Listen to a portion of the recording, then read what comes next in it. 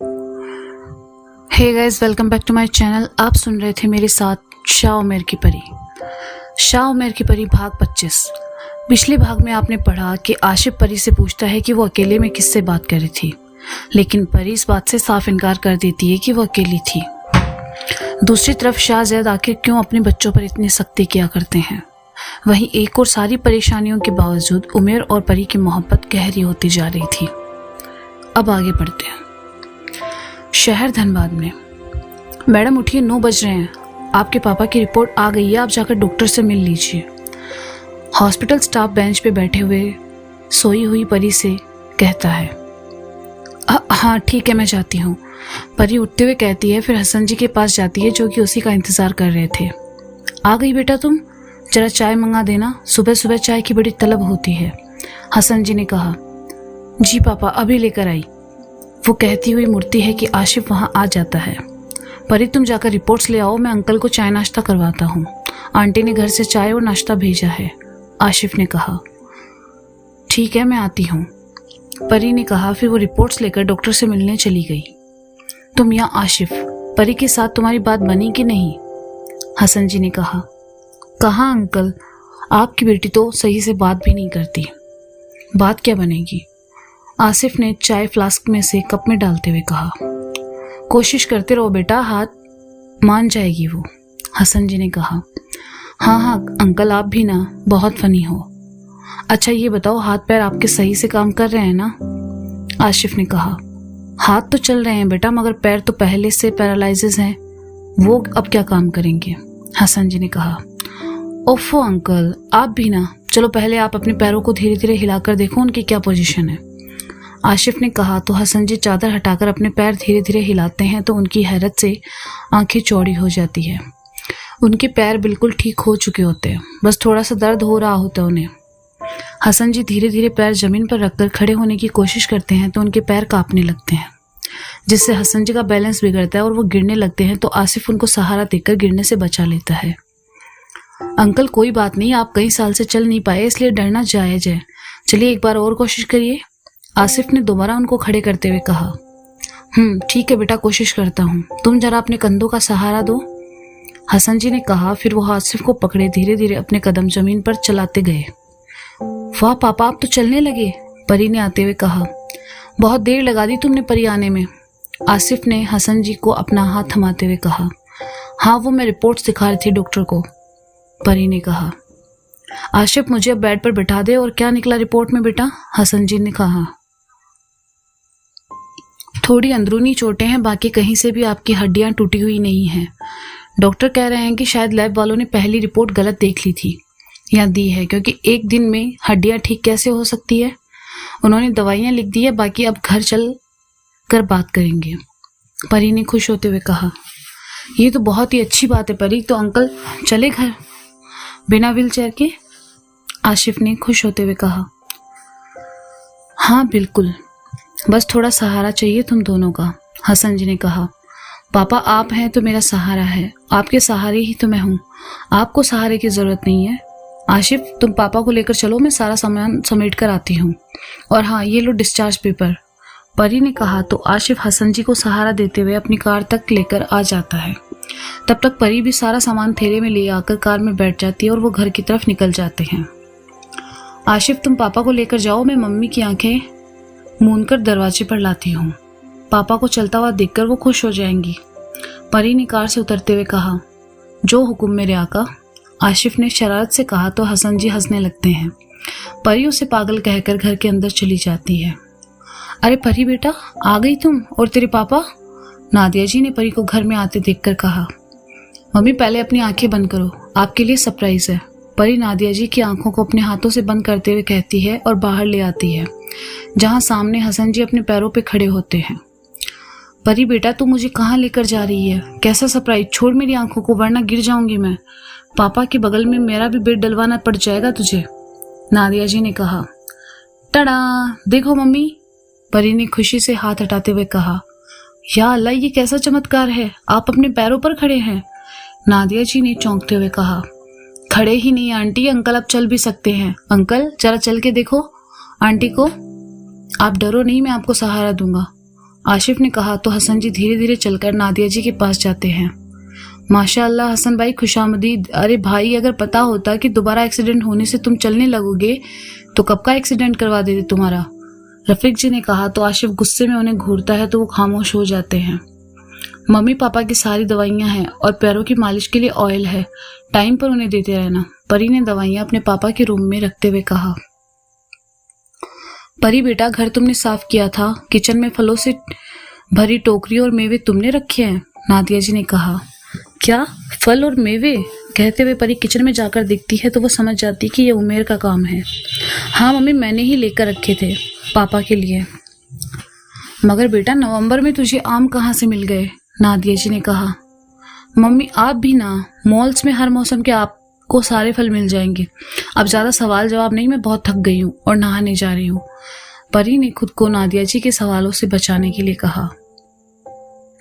परी नहाकर अपने बाल पोंछते हुए लैपटॉप ऑन करती है ऑर्डर्स चेक करने के लिए कि किन किन कस्टमर को पार्सल पहले भेजना है। मगर यहाँ तो सारे कस्टमर के ऑर्डर डिस्पैच दिखा रहे होते हैं, यानी उमेर ने ये काम भी परी का कर दिया था। हाय, कितना प्यारा है वो जिन। उमेर, जिनों के बारे में जो सोच थी मेरी वो पूरी तरह से बदल दी उसने। कितनी मदद की है उसने, मेरे पापा को भी ठीक कर दिया। पता नहीं मैं उसका ये कर्ज कैसे उतार पाऊंगी, परी अपने बेड पर गुलाटियां मारते हुए कहती है। आईने के पास से आवाज आई। उमेर भाई को अपना प्यार और साथ देकर भाभी, तुम दोनों? और उमेर कहाँ है? और तुम दोनों मुझे भाभी क्यों कह रही हो? परी बेड से उठकर आईने के पास जाते हुए कहती है। लो, अब हमारे भाई की मोहब्बत हो, आप आपको भाभी ही कहेंगे ना। वैसे हम तीनों जब भी आपके बारे में बात करते हैं तो आपको हम भाभी ही कहते हैं, नफीसा ने हल्का सा मुस्कुराते हुए कहा। ये तो पागल है परी, उमेर भाई महल गए हैं, शहजादी का जन्मदिन है, उसी की तैयारियां चल रही है महल में, अमायरा ने कहा। उमेर अब कैसा है? कल सुनकर बुरा लगा, दुख हुआ कि तुम सबने मिलकर मेरी इतनी मदद की, उमेर को भी काफी मार पड़ी, परी ने दुख जाहिर करते हुए कहा। इसमें तुम्हारी कोई गलती नहीं है, वो हमारे अब्बा हैं ही गुस्से वाले। तुम्हारे अब्बा तो तुम्हें बहुत प्यार करते हैं, हमने आईने से देखा है, अमायरा ने कहा। हाँ, मेरे पापा मुझे बहुत प्यार करते हैं और सभी माँ बाप अपने बच्चों से प्यार करते हैं। तुम्हारे अब्बा की भी जरूर कोई मजबूरी होगी जिससे वजह से वो गुस्सा करते होंगे, परी ने समझाते हुए कहा। हाँ सही कह रही हो तुम, अमायरा ने कहा। भाभी सुनो, आप घर के सारे खाने की चीजें मुझे मिली थी, मुझे बहुत पसंद आई, आप बताओगे ये क्या चीज है? नफीसा ने अपने हथेली में रखा अमावट दिखाते हुए कहा। हाँ, ये तुम्हें पसंद आया? तुम्हारी दुनिया में अमावट नहीं मिलता, ये तो एक आम सी चीज है, मेरी मम्मी को बहुत पसंद है, इसलिए हमेशा फ्रिज में लाकर रख देती हूँ मैं, तुम्हारे लिए भी बाजार से ले आऊंगी, परी ने हंसते हुए कहा। हाँ, हमारी दुनिया में ये नहीं मिलती, नफीसा ने मुंह बनाकर कहा। परी सुनो, तुम हमारे साथ शहजादी मरियम के जन्मदिन पर चलोगी? बहुत मजा आएगा, अमायरा ने कहा। मैं और तुम्हारी दुनिया में? कैसे? परी ने कहा। हम दोनों लेकर चलेंगे तुम्हें, बस तुम्हें हम दोनों में से किसी एक का पहना हुआ लिबास पहनना होगा जिसमें तुम्हारे जिस्म से इंसानी महक नहीं उठेगी। कुछ घंटों की ही बात है, कोई पूछेगा तो कह देंगे कि तुम हमारी दोस्त हो, अमायरा ने कहा।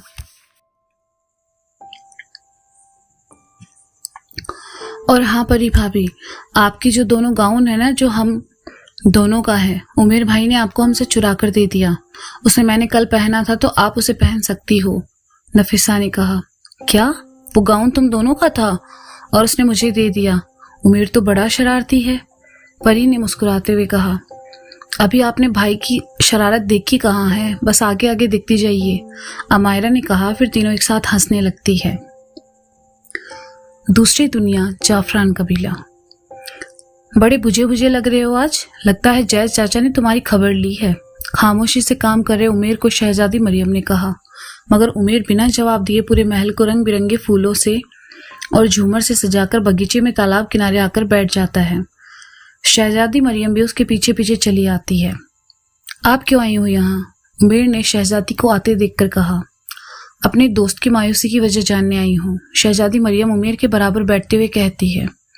मैं नहीं मानता आपको दोस्त, चली जाओ यहाँ से। आप और मैं दोस्त नहीं हो सकते, उमेर ने रूखेपन से कहा। शायद तुम उस दिन का वादा भूल गए हो, दोस्त बनने और निभाने का वादा। याद करो, आराम से मैं यहीं बैठी हूँ। शहजादी ने संजीदगी भरे शब्दों में कहा। हाँ याद है, मगर मुझे अपना दोस्त बनाकर आपको कुछ हासिल नहीं होने वाला है। उमेर ने कहा। दोस्ती मतलब निकालने के लिए नहीं की जाती है, ना ही कुछ हासिल करने के लिए। ये तो एक ऐसा पाक रिश्ता है उमेर, जिसमें लालच नहीं होता, ना ही शिकवे शिकायतें। बस दो साथी होते हैं जो अपनी हर बात को एक दूसरे से कह सकते हैं। मैं वैसी ही तुम्हारी दोस्त बनना चाहती हूँ। शहजादी ने उमेर की तरफ मोहब्बत से देखते हुए कहा। ठीक है शहजादी, आपकी दोस्ती मैं कबूल करता हूँ। उमेर ने कहा। शुक्रिया। तो मेरे जन्मदिन के तुम मुझे क्या तोहफा दे रहे हो? शहजादी ने पूछा। मैं आपको पूरा कबीला घुमाऊंगा, जब आप बोलो। उमेर ने कहा। वो तो मैं घूमूंगी ही, मगर मुझे कुछ और भी चाहिए, मगर आज नहीं, किसी और दिन बताऊंगी। शहजादी ने कहा। ठीक है, मेरे बस में हुआ तो आप जो मांगेगी वो मैं आपको दूंगा, तोहफे के रूप में। अब मुझे इजाज़त दें, अपनी बहनों के लिए कुछ तोहफा बनवाया है मैंने, पहले उन्हें देकर आता हूँ। उठते हुए उमेर कहता है। उन्हें मेरे जन्मदिन पर लेकर आना, मैं इंतज़ार करूँगी। शहजादी ने कहा। जी, जो हुक्म आपका। उमेर ने अदब से सलाम करते हुए कहा और चला गया। शहजादी मरियम दिल थामे उसे मोहब्बत भरी नज़रों से जाते हुए देखती रही। तो तुम्हें भी मोहब्बत हो गई है मेरी प्यारी बहन? शहजादे इरफान मरियम के पास आते हुए कहते हैं। मैं कुछ समझी नहीं भाईजान। शहजादी मरियम अनजान बनते हुए कहती है। यही कि मेरी प्यारी बहन, तुम्हें भी मेरी तरह मुलाजिम शाहजैद के बेटे से मोहब्बत हो चुकी है, जिस तरह मुझे अमायरा पहली नज़र में भा गई। शहजादे इरफान ने कहा। जी भाईजान, आपने सही कहा, मुझे उमेर बहुत पसंद है। शहजादी मरियम ने कहा। फिर देर किस बात की? परसों तुम्हारी सालगिरह है, तोहफे में उमेर को मांग लो अब्बा से, साथ में अमायरा को मेरे लिए। मुझे यकीन है अब्बा मना नहीं करेंगे। शहजादी इरफान ने कहा। जी बहुत खूब भाईजान, अब्बा को मौका दिखते ही बोल दूंगी। शहजादी मरियम खुश होते हुए कहती है। तो गाइस ये था शाह उमेर की परी भाग 25। इसका अगला भाग आप जल्दी सुनेंगे मेरे चैनल पर। तब तक के लिए शुक्रिया, खुदा हाफिज, अपना ख्याल रखें और सुनते रहिए शाह उमेर की परी।